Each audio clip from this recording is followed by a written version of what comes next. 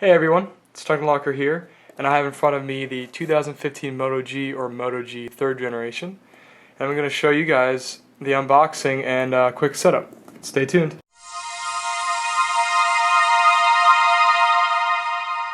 So I've actually been waiting for this device for a long time. I'm really excited to go ahead and open and show you guys the unboxing and a little quick setup.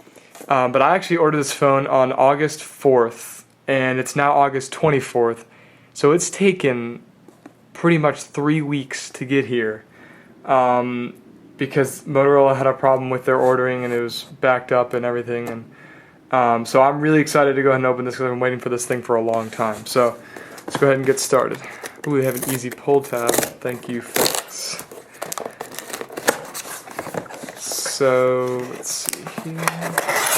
So we have the box inside, phone box rather, and here is 2015 Moto G.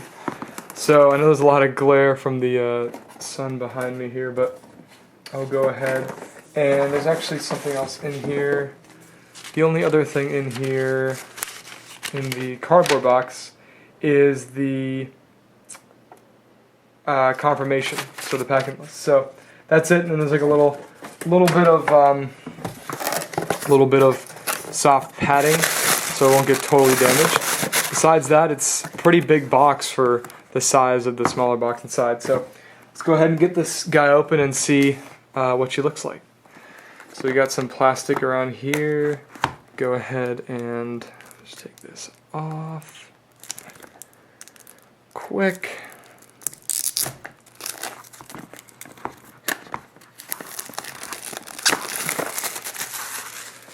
Alright, so here is the box itself.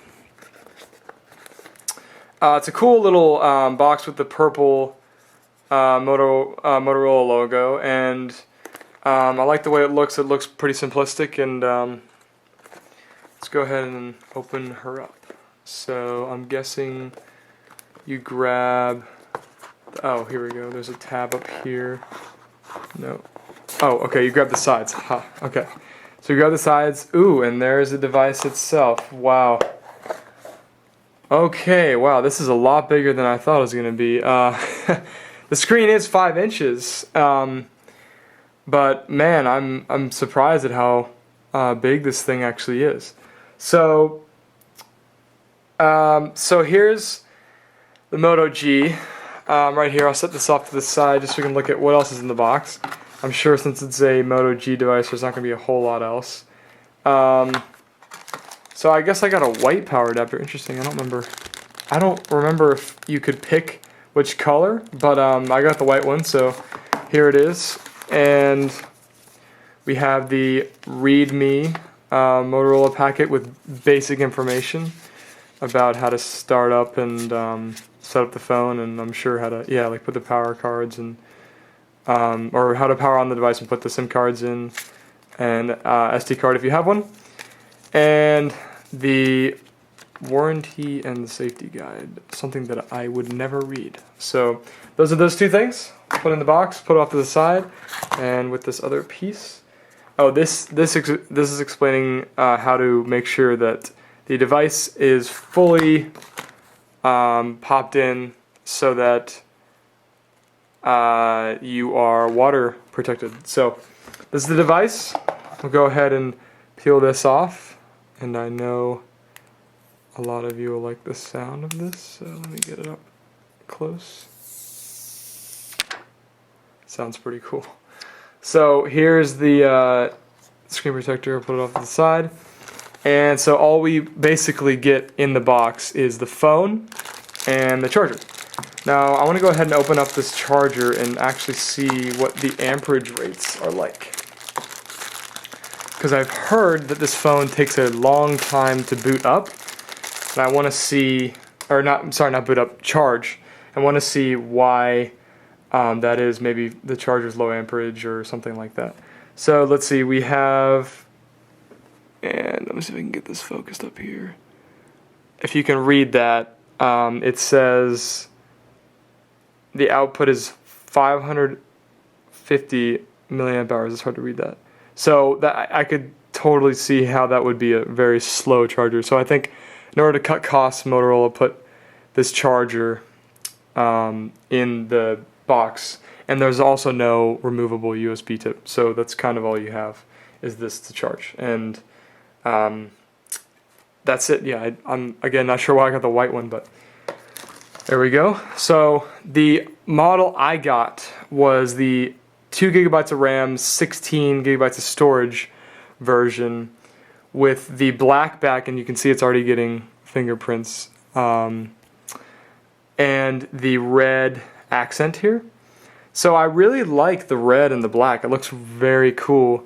The buttons aren't very mushy like I've heard. They're a little bit mushy. I have also the 2013 Moto X, which is considerably smaller. I did not think it was going to be this much smaller. With a 4.7-inch display, this is a 5-inch display like I mentioned earlier. And then here is a front-facing speaker, and that's the earpiece. So there is no dual speakers, there's only one on the front, but it's way better than the single speaker I had in the back.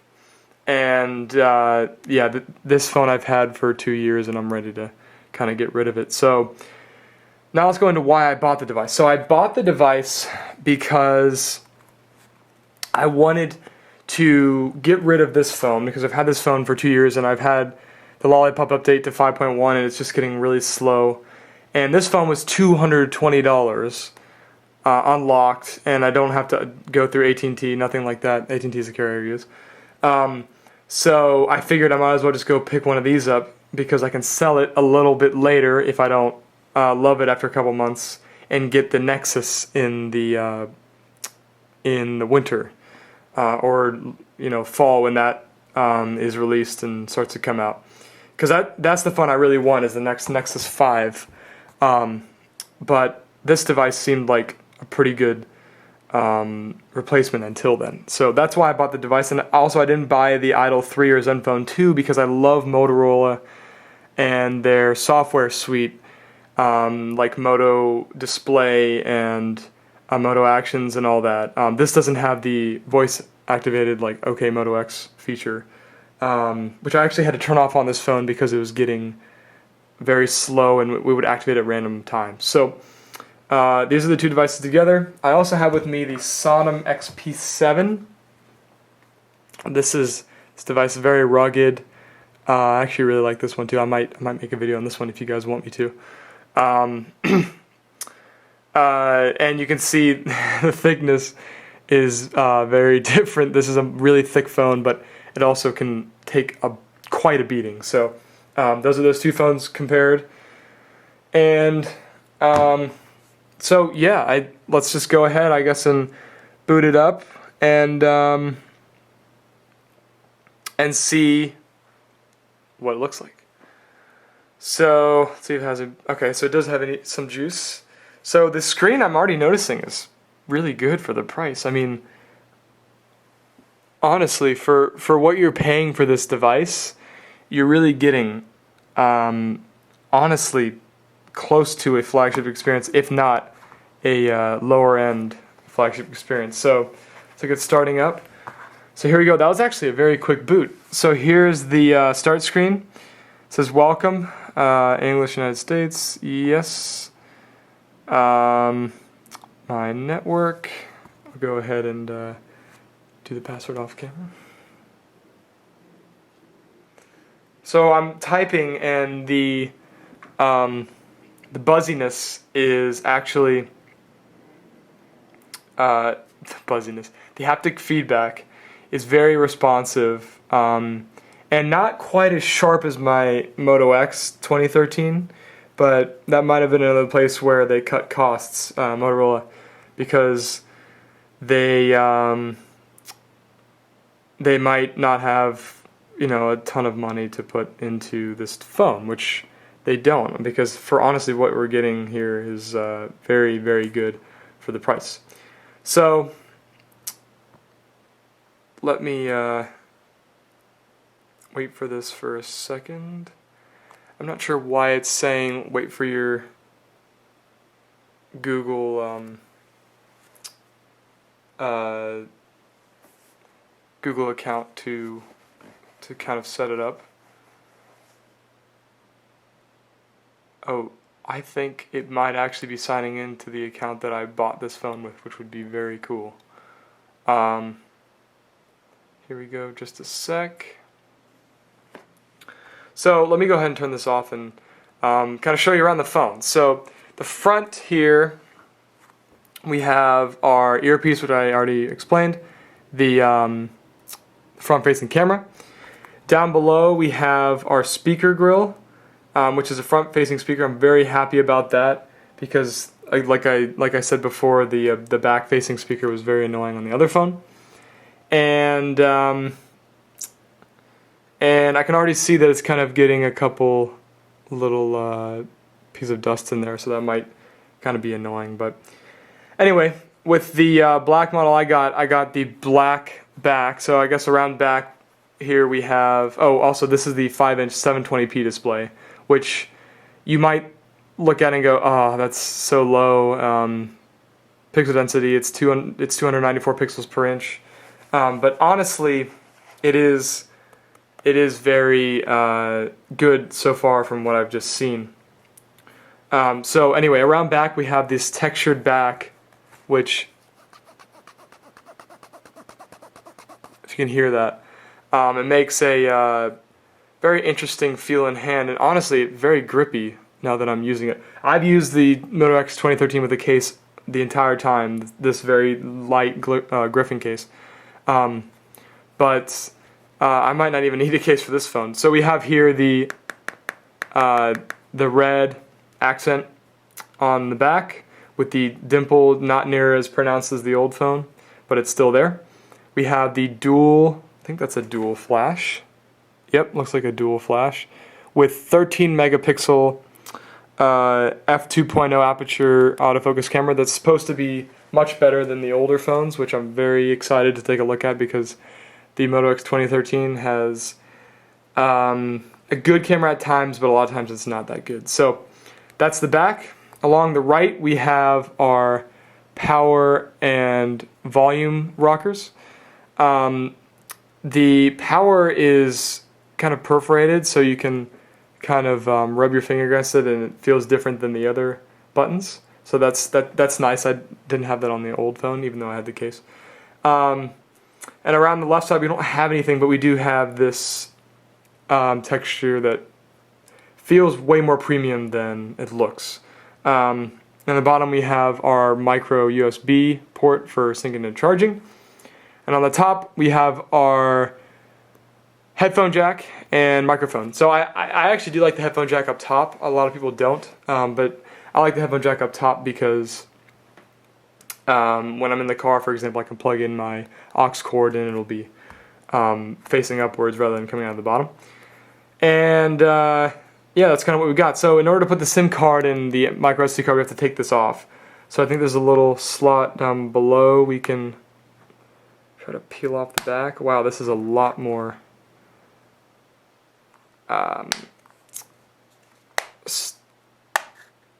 sticky to the phone than I thought it was going to be. I thought it was going to be really easy to peel off, but it's not near as easy as I expected. So here we go. And that's the back cover. So we'll set it off to the side. And here's the inside. We have our micro SD card slot and we have our SIM slot. So if you're getting an international version, I think you'd have a dual SIM other slot over here. But I'm excited to use a micro SD card slot. I haven't used it in a long time. And yeah, so I got the 16 gig model with 2 gigabytes of RAM, which I think that's why it took forever to ship, was because of that option that I chose, and they were running out of stock, and they might still be out of stock. So it says make sure you close it up on the sides, and it looks like I did. Oh, turn the phone back on. So okay, there we go. Now it's fully secure. So this phone is also IPX7 rated, so you can put the phone in water for a little bit and it should not have a problem. So So all the specs themselves, I'll just run through. So the phone's running Android 5.1.1 Lollipop. It's got a 5-inch display, which I already mentioned. Gorilla Glass 3, so don't worry about this thing getting scratched or messed up. We have the Adreno 306 GPU in a Snapdragon 410 package, clocked at 1.4 gigahertz, which is a quad-core processor. We have the 16 gigabytes of storage, which I mentioned, with 2 gigabytes of RAM. This is the model I have. This one sells for $219.99 on Motorola's website.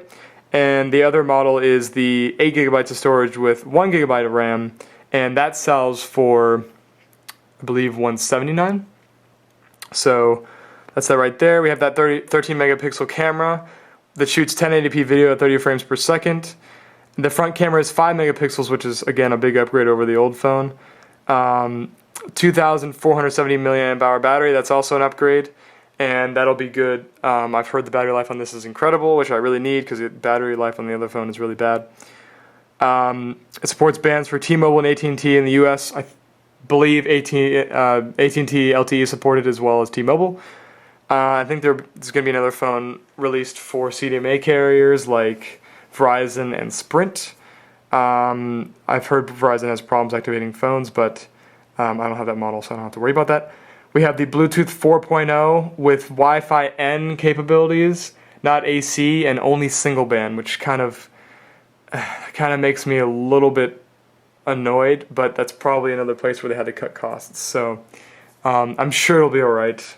I just love the Wi-Fi on the Moto X 2013, and I really hope it's the same on this phone. And we also have front-facing speaker, which I mentioned, that IPX7 rating. And I think those are all the main specs. So yeah, I hope you guys enjoyed this video. I really am liking the phone so far, and honestly, for what you're paying, this feels like a flagship device, and there's no creaking. When I do this, I feel very little to no creaking. Through playing around with it, I'll see if there's any lag or any hiccups anywhere. But yeah, I hope you guys enjoyed the video. Please give me a like and subscribe if you haven't already, and leave a comment asking me if you want to see more videos about this phone, because I definitely will make them, comparing the other two phones if you want to. And please follow me on all my social media outlets, which I'll link in the description. And I hope you guys have a good day, and see you in the next one.